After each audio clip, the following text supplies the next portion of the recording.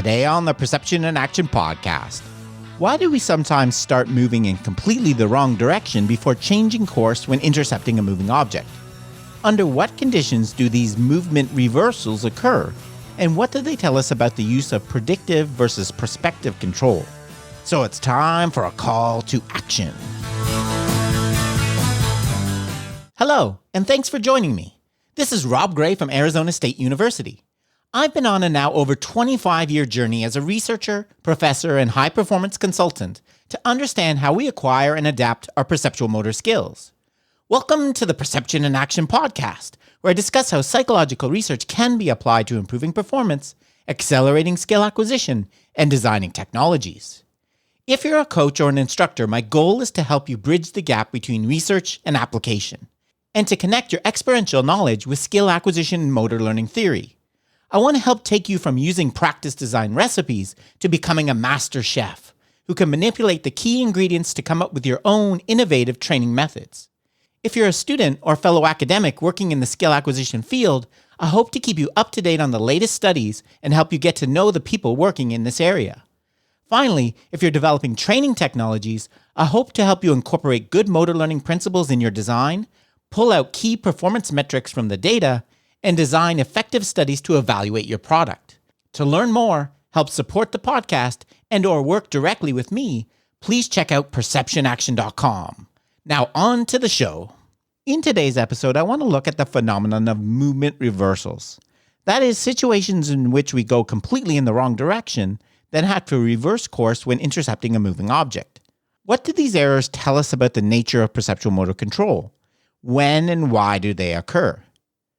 The first study to look at this was published by Gilles Montan and colleagues in 1999. They used a catching task in which you had to move your hand along a rail to intercept an approaching ball. The clever manipulation used in this study was to vary both the starting position of the catcher's hand and the angle of approach of the ball. By doing this, they created two very interesting conditions to consider. First, there were trials in which, unbeknownst to the catcher, their hand was actually at the interception point right at the start of the trial, so they didn't need to move at all. Second, there were conditions in which the ball was approaching the same interception point from different angles, from the left, straight on, and from the right. If you think about it, this difference should be completely irrelevant to the task of catching, where all that matters is that you get your hand to the interception point at the right time. Let's look at how the two different approaches to skill would explain what is going on in this task. In the information processing approach, the catcher would use predictive control. That is, they would use cues to predict the location of the interception point and the time that it would arrive there, then use that information in a motor program to generate a hand movement to get the hand to that location. In normal situations, the catcher would use three different types of cues. Situational probabilities, for example, if it were a tennis match and you knew that your opponent typically serves the ball cross-court when down love 40, advanced cues from your opponent's kinematics, and non-specifying information from the ball's flight, for example, its rate of expansion. You need to combine these different cues and generate a prediction because perception is indirect. In the ecological approach, the catcher would use prospective control.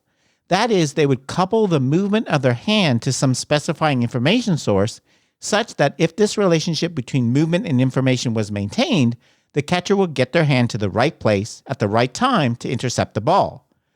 The specific control law that performers seem to use in this situation was first proposed by Pepper and colleagues in 1992, what we now call the required velocity model. To understand this, let's call the lateral position of the ball X ball and the lateral position of your hand X hand. From this, we can derive the specifying information source. It is X hand minus X ball divided by the time to contact. Think about it. X hand minus X ball is the separation between your hand and the ball at any point in time. To catch successfully, you need to close this gap in the remaining time before the ball arrives, the time to contact. Thus, we get X hand minus X ball, the gap, divided by the time to contact. This information source can then be used to control the action by coupling the velocity of my hand movement to it. If the velocity of my hand is equal to this ratio, I'm closing the gap between my hand and the ball such that they will meet exactly when the ball arrives. My current future is that I will intercept the ball.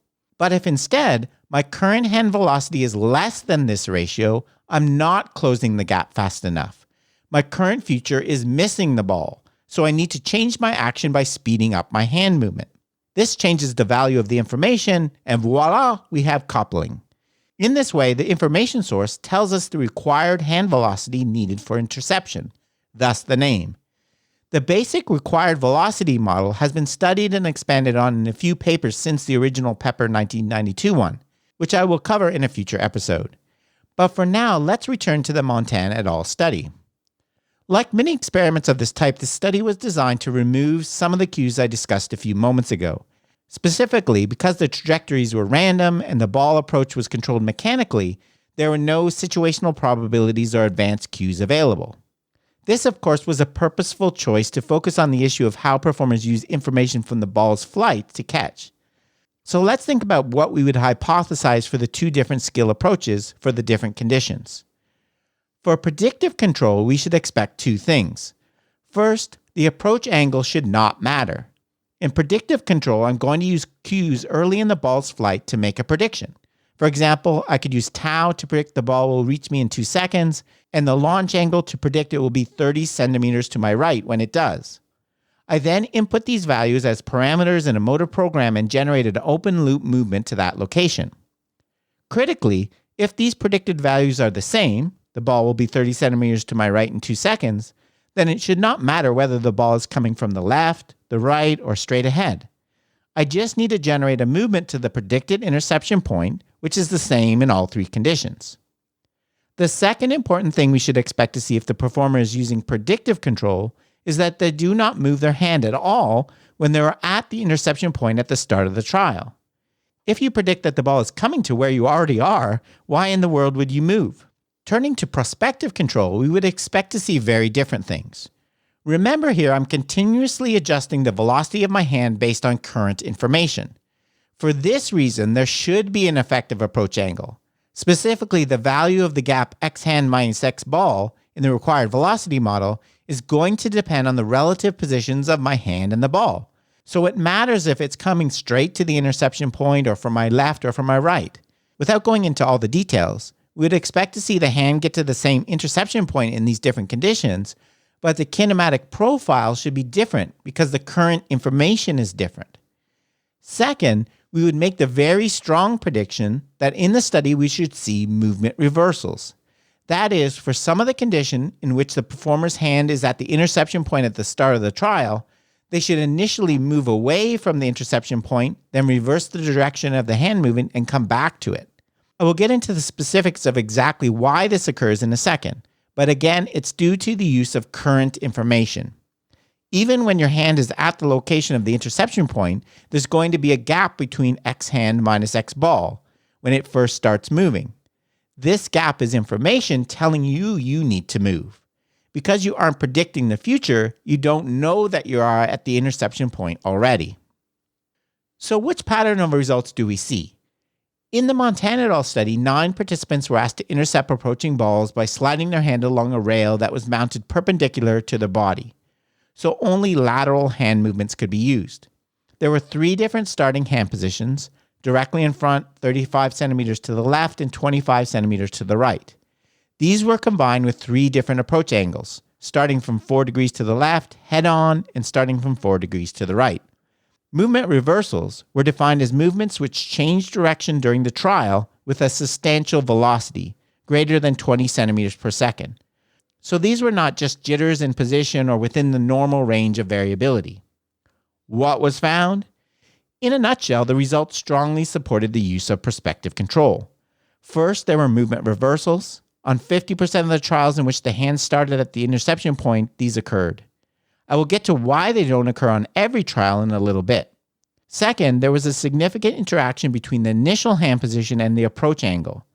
Although movement reversals do occur when the interception point was in different locations, they were much less frequent, only 6 and 11%. This is important because it suggests that these movement reversals are systematic. They're not just some initial preparatory movement that the actor is doing at the start of each trial. They are related to the visual information and occur more often under certain conditions. To quote the authors, "One can nevertheless wonder whether these reversals were functional.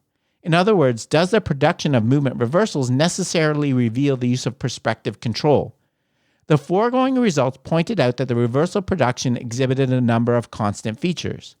When the subject hand was placed at the future interception point, both the number and type of reversals varied as a function of the angle of approach. In line with the prospective control strategy, the number of reversals was higher for inward versus outward approach trajectories than for those perpendicular to the hand movement axis. Moreover, the number of left-right reversals was higher for outward ball trajectories, whereas for inward trajectories, it was the number of right-left reversals that tended to be higher.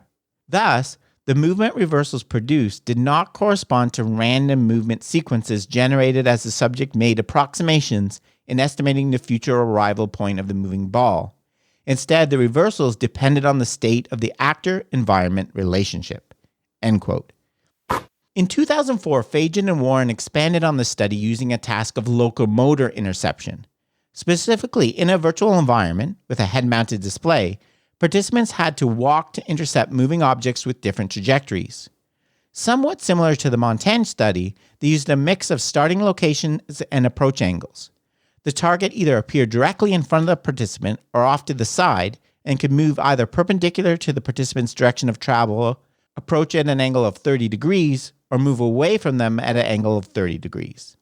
The key finding of the study was that for the condition in which the target started at the side and either approached or receded, participants walked in an S-shaped pattern, or to quote the authors, as participants turned smoothly toward the target and subsequently reversed back again to track the target motion. So they again observed movement reversals. Also, similar to the Montaigne study, they observed that even under the same starting position and movement conditions, these reversals only occurred for a proportion of the trials. So why do these movement reversals occur, and why not on every trial? A hint came when they looked at the time course of the participant's motion. Specifically, for trials in which a reversal in movement direction was observed, the interceptive movement of the participant was typically initiated very early on, while in trials in which a movement reversal did not occur, it was observed that they typically initiated movement later. From this, it was hypothesized that movement reversals were primarily due to a latency or delay in the detection of the motion of the object. In particular, separating motion due to their own movement from the movement of the target itself. When participants start moving early, they just move in the initial visual direction of the target, only to change direction later when the motion information is picked up. When they wait a little bit before moving, reversals do not occur because they have time to pick up the motion information. When the authors added a 0.5 second delay in motion information into their control model, they were able to successfully account for these S-shaped trajectories in the movement path. The final study I want to look at today is one by Siet and colleagues published earlier this year. For this, the authors used a virtual driving task in which you had to steer your car to intercept a moving target. To expand on the work of Fajan and Warren, they used two different conditions for which the target appeared to the side of the participant. As was the case in the previous work, these are the ones that tend to lead to movement reversals, because the target's initial direction, say off to your left, may not be in the direction you actually have to go to intercept it in the end. Because it's moving, in some conditions you will have to actually move to your right to intercept it. As I mentioned, they used two different side conditions, 23 degrees and 32 degrees from the direction the participant was traveling. The main prediction was that there would be movement reversals in both of these side conditions, with a greater number and a larger magnitude occurring for the target with the larger 32 degrees offset. What was found? The results were as expected for prospective control. Overall, reversals occurred on about 13% of the 990 trials, with the majority happening in the side conditions, again suggesting that they're not just random movements. They're driven by information. Also consistent with the Fajan and Warren's latency model, movement reversals occurred more frequently when the movement was initiated earlier and were larger in extent for the more eccentric 32-degree target. As I mentioned, this is expected because the large initial offset would provide a stronger earlier drive to move towards the target and close the gap. There was, however, some issues that need to be addressed in future research, specifically that the delay required to explain the current results was very long, well over 1 second. As a possible alternative, the authors suggest a different information source may need to be considered in the model, specifically the fractional information I discussed back in episode 25C. Link to the paper in the show notes if you're interested in more detail. So to sum up, I think this movement reversal effect and the related angle of approach effect both provide strong support for the idea that we control our movements prospectively instead of predictively, and show the real strength of the former approach to understand skill. Because models like the required velocity model include a specific information source and specific movement control laws, they can be used to make explicit predictions about the time course and kinematics of the movement, including some very interesting effects like movement reversals and the angle of approach effects. You cannot do these same things with predictive models. And also they can predict interesting things like why it's so difficult for an outfielder to catch a ball hit directly at them, for example. For me, this is one of the main reasons I prefer this type of approach. Okay, that's it for today's episode. Remember, you can contact me at robgray@asu.edu or follow me on Twitter at ShakyWeights. To find out more about the podcast, please check out perceptionaction.com. Finally, to support the podcast and receive bonus materials or work one-on-one with me, please head over to patreon.com/perceptionaction. This is Rob Gray from ASU. Cheers for now, and keep them coupled.